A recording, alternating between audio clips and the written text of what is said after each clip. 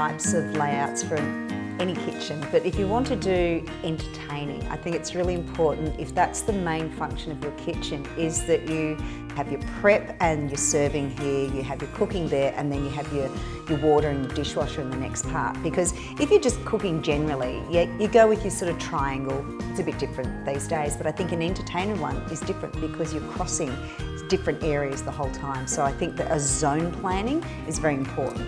I like the approach there, because I'm a little bit militant about it. I don't like having anything on an island as well. I think islands are such great storage, such great prep space, that I don't like having a sink, I don't like having a cooktop, I don't like having anything on it at all.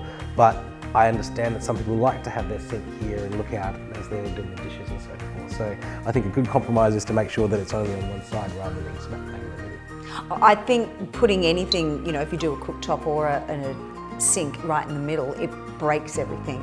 And I always have it off to the side, because sometimes you don't have kitchens big enough where you can actually have, just sink and cooktop here on the bench. So sometimes you have to do, but definitely on the side.